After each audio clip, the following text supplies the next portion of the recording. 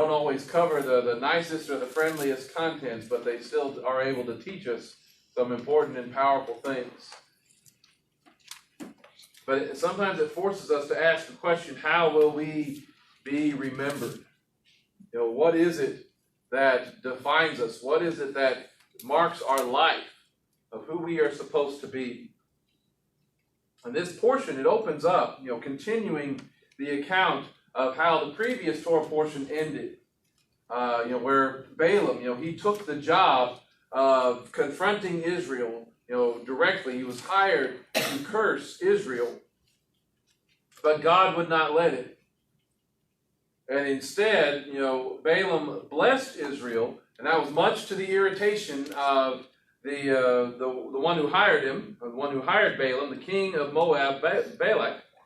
And so since this direct spiritual confrontation didn't work, and it wasn't allowed, and God stopped it all, they chose to try to attack Israel indirectly.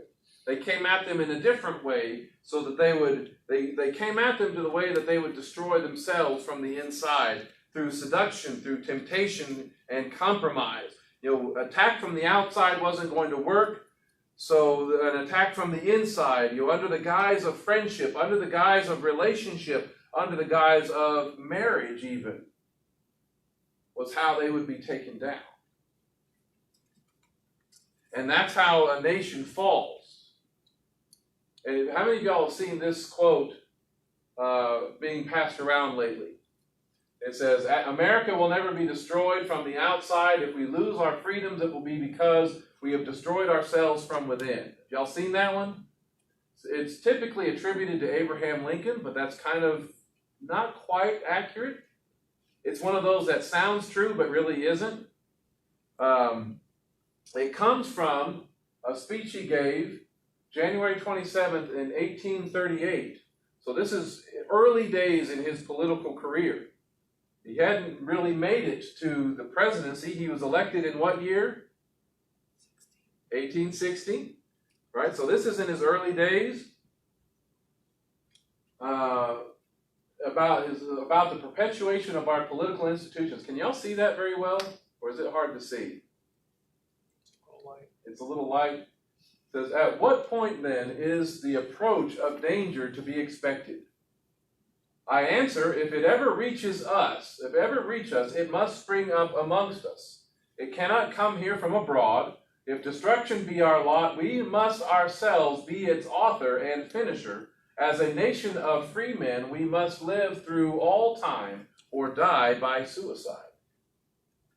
And so this is 1838, more than 20 years, really, before the Civil War even started. Did he call it? Pretty much. He pretty much called what was about to happen. And when we start this portion in Numbers chapter 25, Israel was, in some ways, they were struggling, they were dying, they were fighting from the inside, because the men in particular were succumbing to deception, they were succumbing to temptation, in marrying women who did not share their faith, which is really the only criteria that the Scriptures considers. Is the person a believer in the God of Abraham, Isaac, and Jacob? Is he a believer in the Messiah? And when they did that, when they entered into these relationships, they brought with them these practices and worships that the Israelites knew they were not supposed to mix with. They weren't supposed to mix the worship of God with the way that the culture of the women that they were getting involved with. So worship of God is expected to be in spirit and in truth. True worship is not just an anything goes, do whatever you like, mixed with what, that's how the nations do things. And that was the hidden nature of the seduction of these women from Moab. All these beautiful women, all of them can be yours if you'll only bow down and worship these other gods. Does that kind of sound a little bit familiar to one of the temptations that Yeshua himself went through? All of this can be yours. All the nations, I'll give them to you if you just bow down and worship. As Satan would say, you worship me. So this is Numbers 25, verses 2 and 3. This is the previous portion. It says, then they invited the people to the sacrifices of their gods, so the people were eating and bowing down before their gods. That's what came with it. And when Israel became bound to Baal of Peor, the anger of Adonai grew hot against Israel. So this was, a case of wrong marriage led to a wrong worship. And this made God angry. He didn't like to see this happen. God the Father, he gets a little hot under the collar. And the thing is, if God is mad about something, if God is angry about something going on, how do you think we should be feeling about it? If something is making him mad, shouldn't it also make his people mad? We should be angry about these kind of things too. And one of the great sins of that generation is that so many sat by and did nothing, said nothing, fixed nothing. It just they just let, oh well. They just let it go on. And those that sat by and did or said nothing, those are not typically remembered. This account highlights one man who did do something. He goes by the name of Pinchas, or we typically say Phineas. And when you look at his name, it comes from a couple of words in Hebrew. The first one is the pei, which means mouth. Of course, I thought all of this was interesting. The second word that it's built off of is nachash, which means serpent or to hiss. So the mouth of a serpent, something that's biting, something that strikes out, which is very interesting. It's also, I've seen translations of it calling it a mouth of brass or a mouth of fire. And what does that remind you of when you look at his name? What just happened in a previous Torah portion? Back in chapter 21. If you look back in there, chapter 21, that's the chapter with the fiery serpents and the bronze snake that gets put up on the pole. Right? The fiery serpents come and they strike the people unto death. And then they have to look at this fiery brass serpent on a pole in order to live. And in a lot of ways, that is a parallel to Phineas and Pinchas, his life. He had a mouth that would strike. He had this passion that bit like one of those serpents, and it could kill you. But it could also bring life. Chapter 25, verse 7 says, when Phineas, son of Eleazar, son of Aaron the Cohen, saw it, he arose from the midst of the assembly. He took a spear in his hand. And of course, what did he see? They were standing there wondering what to do, before the Lord and such. And somebody basically walks right by. Verse 6, a man from the children of Israel came and brought a Midianite woman to his brothers before the eyes of Moses and of the whole assembly of Bnei Israel while they were weeping at the entrance to the tent of meeting. So he basically struts it right out in front of everybody. And so when Phineas saw this, he took a spear in his hand. He went after the man of Israel into the tent and pierced them through, both the Israelite man and the woman's belly. Then the plague amongst the Bnei Israel was stopped. But before that happened, it says, however, 24,000 were dead because of this plague, because of what the Lord was angry about. So this is a pretty serious situation. It says in verse 10, then Adonai spoke to Moses, saying, Phinehas, son of Eleazar, son of Aaron, the Cohen, has turned away my anger from Bnei Israel, because he was very zealous for me among them, so that I did not put an end to Bnei Israel in my zeal. So now I say, see, I am making with him a covenant of shalom. It will be for him and his descendants after him a covenant of an everlasting priesthood, because he was zealous for his God and atoned for Bnei Yisrael. So Phinehas, he killed an Israelite man and this Moabite woman who were flaunting their sin in God's face, and he was commended for them. The plague at God's direction stopped.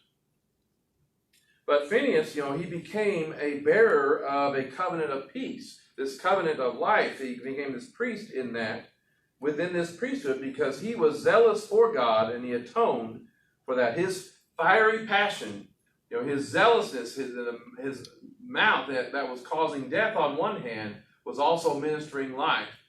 But then he says the one that he even killed gets named. And this is interesting. The name of the Israelite man killed with the Midianite woman was Zimri, son of Salu, a prince of a Simeonite ancestral household. The name of the executed Midianite woman was Cosbi, a daughter of Zur. He was a tribal head of an ancestral house of Midian. Now, what's interesting about this is Zimri is actually a musical term. You'll see it sometimes in some of the Psalms. It's celebrated in song. It's from this root meaning to strike with the fingers, like you're touching, or the strings. You're playing almost like a guitar or a harp. You're making music, in other words. That's what his name comes from. And Cosbi means my lie or lying, which I thought was really interesting, because when you put those two together, they're talking about celebrating the lie or the music of life. And so many times, we have so many elements and parts of our culture, so many parts of the world that we live among that is celebrating the lie, right? They put the lie in song, and many times it's very convincing, it's very catchy. It's something that you'll remember better when it's in the song. You'll hear the lie and you'll catch yourself singing it sometimes, right? How many of y'all how many of y'all remember lyrics from songs that you wish you didn't? Right? There's some songs out there, and as soon as it starts playing, you know every word of the song, and you're like, oh man, I wish I didn't know that song. It just hurts. And so music helps you remember things a lot better. But so when those two together were celebrating the lie, the music of this lying, this is what was destroying the people. But you look back at Phinehas' name, Pinchas' name, this mouth of the serpent, this mouth of brass, the mouth of fire. Well, does that sound a whole lot better? But something sets these names apart. Because what do we know about a name? A good name is something that is valuable.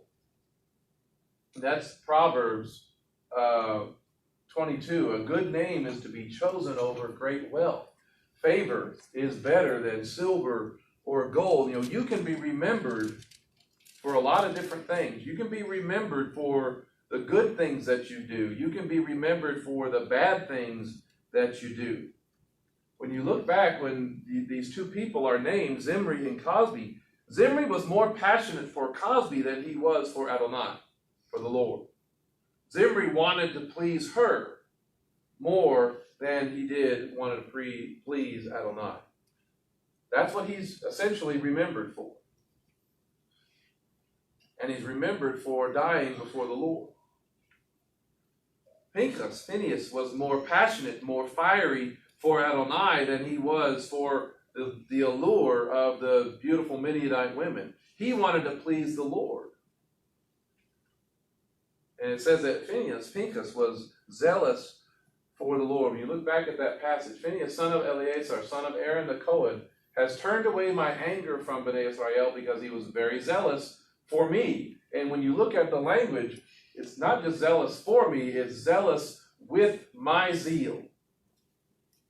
With my zeal among them, so that I did not put an end to Bnei Israel in my zeal. The Lord's zeal was already going. And 24,000 of them were dying or had died. And so his zeal was doing that. But Pinchas had this moment where he was experiencing a sense of what it was like to feel what God was feeling. He was responding to what made God angry with that kind of feeling as well. And when you look at this phrase,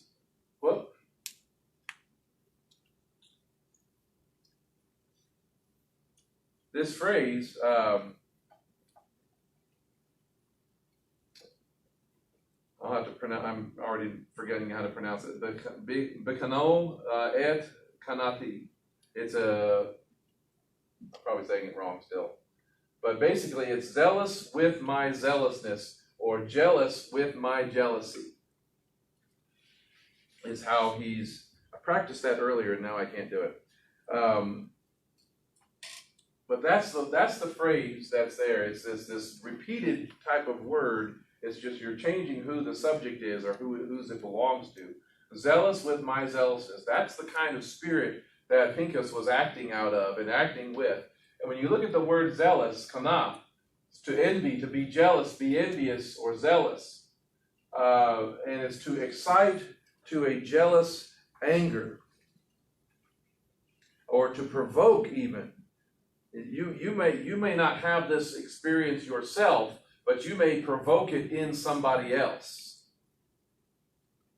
To provoke to jealous anger, to cause this jealousy. And when you look at the development or the history or the future of the word, when it gets into Arabic, it means to become very red.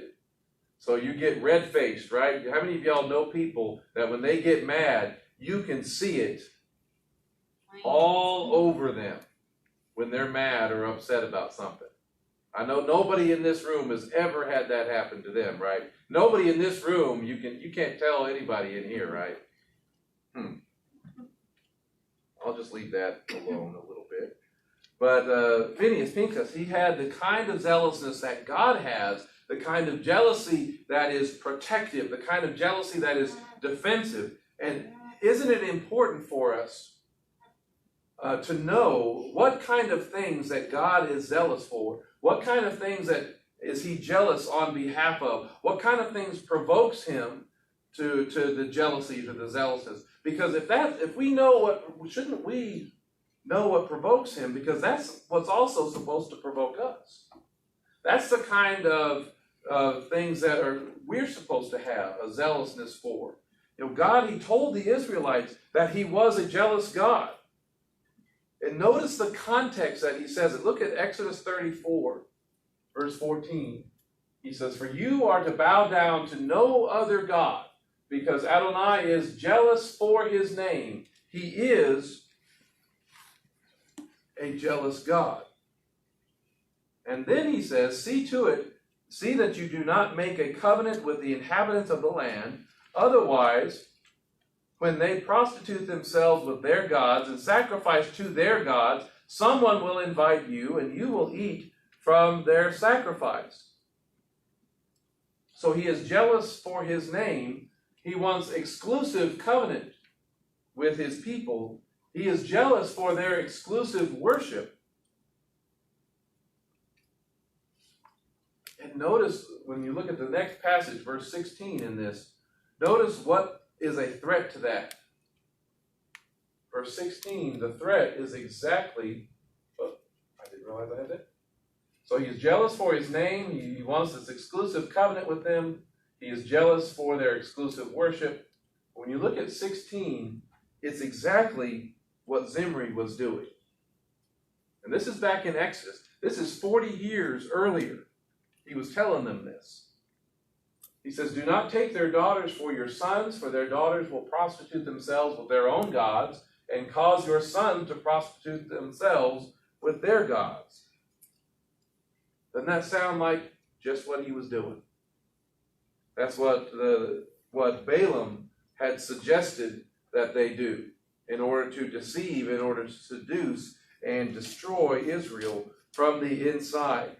Pinchas, he was remembering what God said not to do, and Zimri was flaunting it, doing it in their face. So after 40 years of being in the wilderness, hearing how they're supposed to live, doesn't it sound crazy that the people of God were still doing what the scriptures told them not to do? How many years, let me ask this question, how many years have we had with God's Word? How many years has our culture had with the Word of God? Isn't it crazy that we, in our day, after, most of us have several copies of the Word of God at home. We have more access to it than they did. Isn't it crazy that we, who are supposed to be the people of God, haven't seemed to learn anything either about what we do and how we live? We are still zealous. We are still jealous for the wrong things, envious for the wrong things, desiring the wrong things. We are not zealous and jealous for what God is zealous and jealous for. We still desire those things that He tells us not to do. We still don't want to do the things that He tells us to do because we'd rather be doing something else. When you look at that, Phinehas he was zealous with my zealousness. He was jealous with my jealousness. When you look at Yeshua, what kind of jealousy, what kind of zealousness did he exhibit? Well, when you look at the Septuagint, which is the Greek translation of the Hebrew, it was written a couple hundred years before Yeshua was born. When you look at the Septuagint for the Hebrew word kana, you see that they use this word, and it almost sounds exactly like our word. It's the word zelos. See where we get ours? And that's in the Septuagint. It means excitement of mind, ardor or fervor of spirit. It's talking about zeal, ardor in embracing or pursuing or defending something. Zeal in behalf of or for a person or a thing. And it says then the fierceness of indignation or punitive zeal. That's a big concept. What does punitive mean? Punishment. Punitive is about punishment. It's about acting upon and enforcement of things. So the fierceness of indignation and punitive zeal, it's an enviousness or contentious rivalry and jealousy. Do we see anything like that in the life of Yeshua? We read about it earlier, actually. John chapter 2. It says, Then Yeshua made a whip of cords and drove them all out of the temple, both the sheep and oxen. He dumped out the coins of the money changers and overturned their tables. To those selling doves, he said, Get these things out of here. Stop making my Father's house a marketplace. And his disciples remembered, oh yeah, that's what he's supposed to be like. That's what Messiah is supposed to be like. Disciples remembered that it is written, zeal, and it's that word, zelos, for your house will consume you. And don't these actions of Yeshua, don't these kind of remind you of somebody?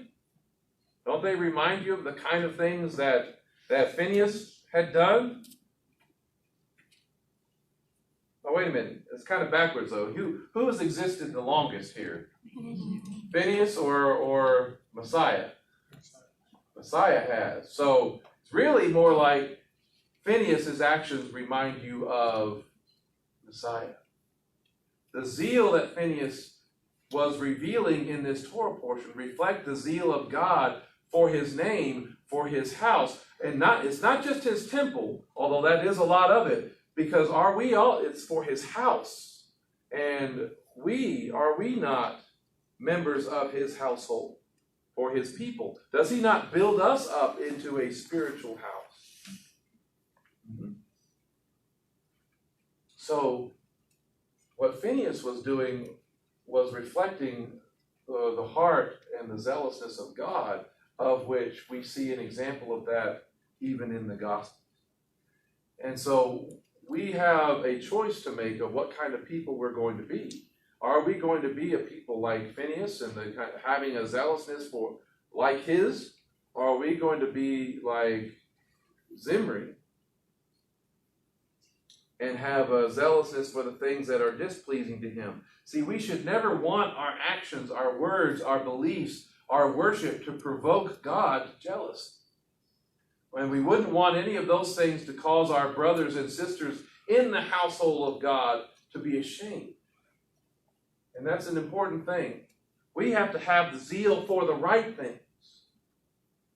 Zeal for his house, members of his household. That should, as it consumed him, it should also consume us. We see this in Psalm 69.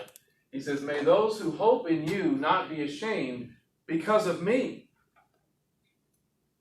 Remember how it's a reflection, it's turning back on ourselves. May those who hope in you not be ashamed because of me, my Lord, Adonai Tzavaot. May those who seek you not be disgraced because of me, O God of Israel. For I have endured scorn for your sake. Disgrace has covered my face. It is possible, as Zimri, it shows, that you can have zeal for the wrong things. It's not important. It's not good enough just to be passionate about things. It's not important to be just committed about anything.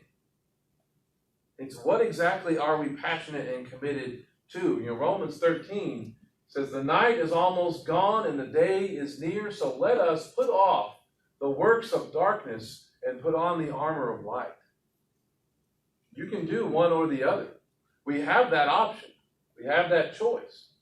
Instead, let us walk properly, as in the day, not in carousing and drunkenness, not in sexual promiscuity and sensuality, not in strife and envy. And guess what? It's that same word, zelos. Right? Those types of things, that's what defined Zimri. That way of life is deadly. It invites the judgment of God. And when we look at America, when we look at our culture, when you look at even the body of Messiah today, can we not tell that we're getting pulled in different directions? Our nation and the people of God are fighting this battle still. We're getting pulled between the works of darkness and the proper way of the day. Competing attitudes. A spirit of Zimri and a spirit of Phinehas. Which one seems to be winning in the nation? Zimri or Phinehas? The spirit of Zimri seems to be winning. There's so much of a pull to just the lust of the flesh. And then this one's the challenging one. Which one seems to be dominating in the body of Christ, in the body of Messiah? That was a little harder to tell, isn't it? Because do we see both? Yes, we definitely see both getting pulled in different directions. You see some, and some even whole denominations that are going off the deep end into anything goes of practice, of immorality, and even that, God's okay with things. You see others that seem to be being drawn and pulled and taken toward a greater commitment to his word. You're seeing a revival of a hunger and a thirst for his righteousness. That's what a lot of this is about. But so even the body of Messiah is feeling this pull and this tension. And so we have to choose what kind of people are we going to be. What are we going to be zealous for? Whose zealousness, y'all try to say that really fast a few times. Who are we going to reflect? Are we going to walk in the spirit of Zimri? Are we going to walk in the spirit of Phinehas? And when you continue on in this Torah portion, it comes back to Joshua. It comes back to Joshua and Caleb are in there. Whose zealousness do they seem to have? Do they have the zealousness of Zimri or the zealousness of Phinehas?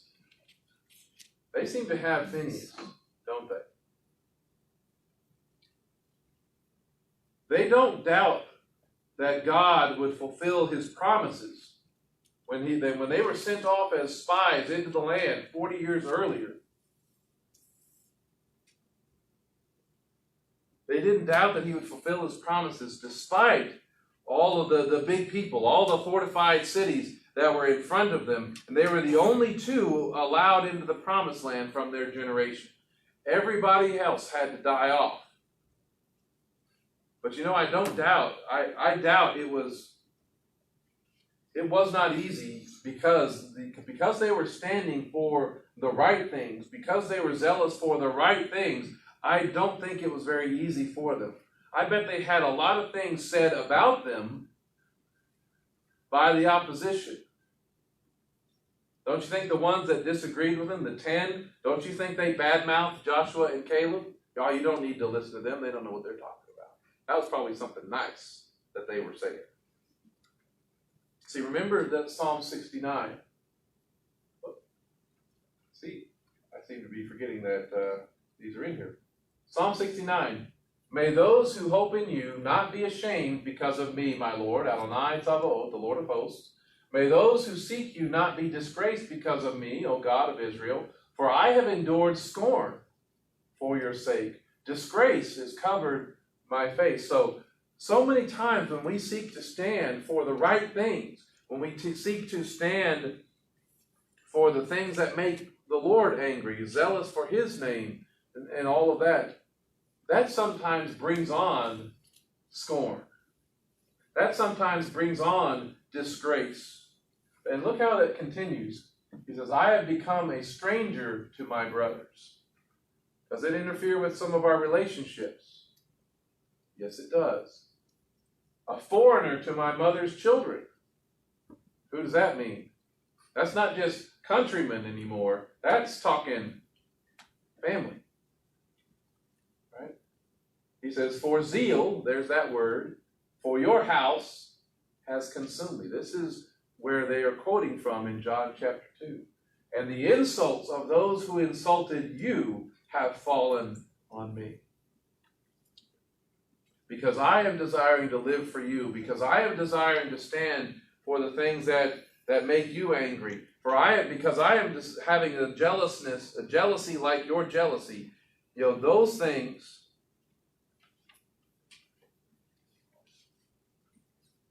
are coming back to hurt. I have no doubt that all kinds of, what's called the Lashon Hara, the evil speech was said about Joshua and Caleb, because they were saying exactly those same kind of things about Moses, about Aaron, and some of the others. But the insults, the ridicule, the condemnation, aren't we starting to hear more of that directed toward the people of God even today? Do you think that's going to increase, or is it going to decrease? That's going to go higher in the days ahead. But that insults, those ridicule, those opinions, what is said about them do not define them. Joshua, when you think about him, in spite of all that was said, Joshua rose up to be successor to Moses because of his commitment, because of his zeal. Caleb, in his zealousness, that got manifested later as well as they were entering into the promised land. He asked for for the high country, the difficult inheritance, because he reflected Adonai's zealousness. This is Joshua chapter 14, verse 10. He says, so now behold, this is Caleb talking, one of the two who survived and who were allowed to go into the land as they were beginning to conquer and begin to take the land and experience that promise. He says, behold, Adonai has kept me alive, just as he said, these 45 years, since the time that Adonai spoke this word to Moses while Israel was journeying in the wilderness. And now behold, I am 85 years old today. So, he's up there in age. Is anybody, who's the closest to 85? I want to ask particularly. 80? Aren't you the closest? 77. 77? We're getting there. Do you feel like going and heading into battle at your age? No, not so much? Because that's what he does. She still got that zeal though. Yes, she does. She says, I am still strong today as I was in the day that Moses sent me. As my strength was then, so is my strength now for war and for going out and coming in. He is still very much zealous for the Lord. You can be 85, you can be 77, you can still be zealous for the Lord, and that's a good thing. That zealousness shouldn't end. There's no retirement from the people of God, from the kingdom of God. And so then he says, now therefore give me this hill country, give me this high country, about which Adonai spoke on that day. For you heard on that day how the Anakim, the giants were there, as well as great and fortified cities. Perhaps Adonai will be with me, and I will drive them out, just as Adonai has spoken. So he wants to go, he wants to see what he was denied 40 years earlier, 45 years earlier now. What he missed out on, he's still, man, I want to see that. Because I knew he was going to do it then, and I know he'll do it now. And that's how zealous he is for the things of the Lord. And there's another word that is also used. It's that the zelos comes from. It's the zeal, which means to boil with heat or be hot. It's used of boiling water and such as that. But it's also talking about a boiling anger, a love, zeal for what is good or bad. It could be positive or negative in that. It's fervent in spirit. It's said of zeal for what is good. And this is the kind of zealousness that marked the people of faith even in the New Testament.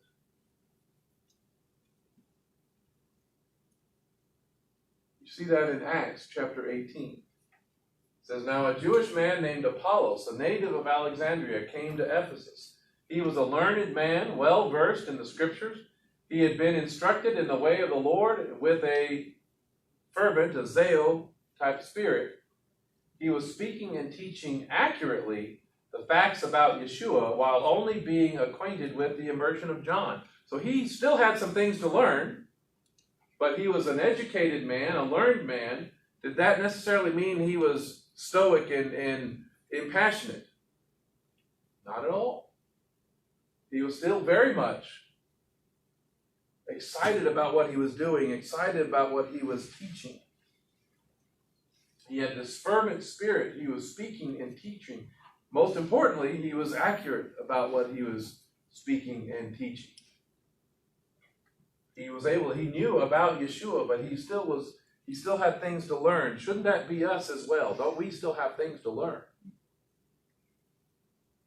We can be speaking accurately. We can be doing that all that well and still have things to learn.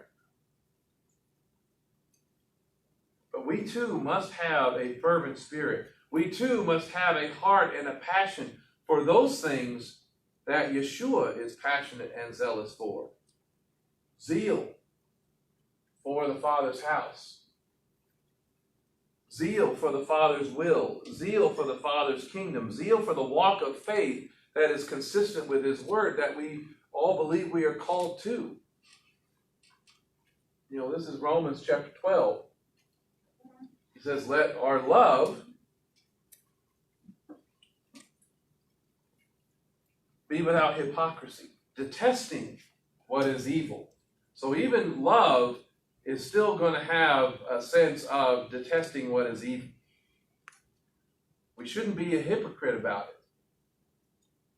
Let love be without hypocrisy, detesting what is evil, holding fast to what is good, be tenderly devoted to one another. Those things can you still be zealous for something and still be gentle and tender about it? I sure hope so. What happens if you are zealous and passionate about something, but that you have no tenderness about you? Can't it be kind of ugly, or can't you be pretty ugly toward other people that you see are doing things wrong or not exactly right? Well, we can be a hammer. Sometimes we're clinging to what is good and then we're beating them with it. That's not necessarily a good thing. All right, we need to be tenderly devoted to one another in that passion, in that zeal, in brotherly love. He says, outdo one another in giving honor. Giving honor. Defer, give them praise, give them blessing. Speak the good things of God into people's lives. Giving honor. Don't be lagging in zeal. There's that word again.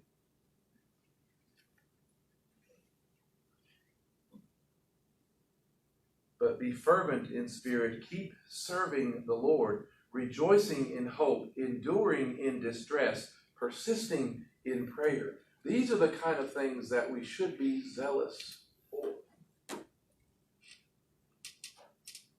Zeal for the life that pleases Him. A zeal that is reflected in the life that is obedient to His commands, obedient to His Torah, to worship Him only in the way that He prescribes, in spirit and in truth, which is another reason why, this portion spends so much time going through what? The Moedim, the feasts, again. Right? They're in there again.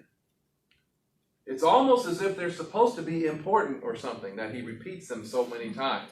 You'd think that we might clue in on that a little bit, because usually when God starts repeating something, when you see it more than once, that means you should be paying attention to it. Yet, too many of us, and most of us have grown up this way, we ignore the feasts. We don't really know anything about them, much less keep them. And I hope that's been changing for us. But what are we zealous for? What should we be zealous for? What should we be zealous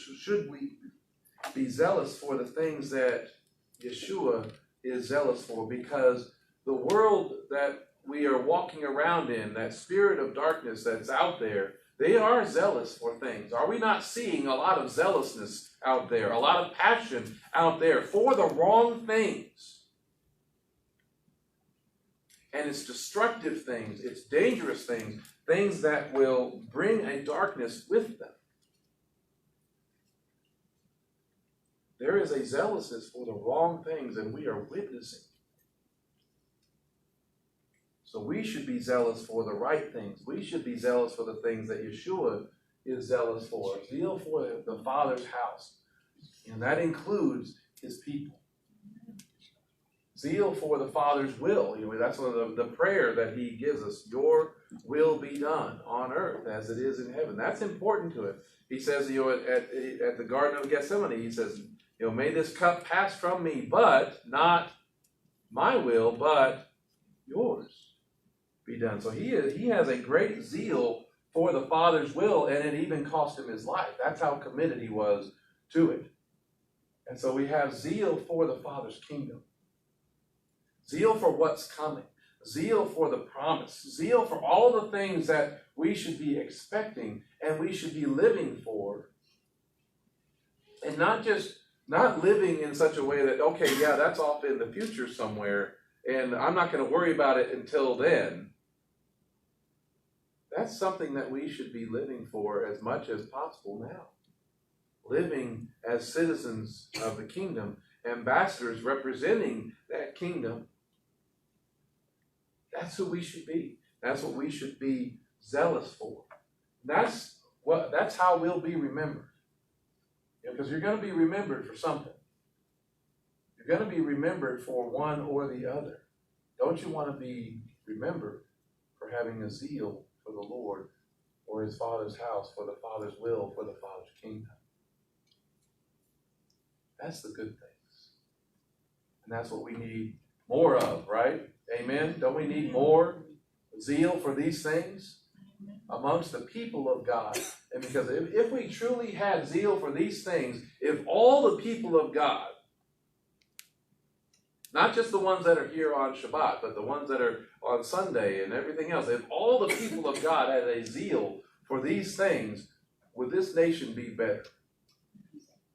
Yes. And we'd be going in the right direction. But that's still up in the air for us.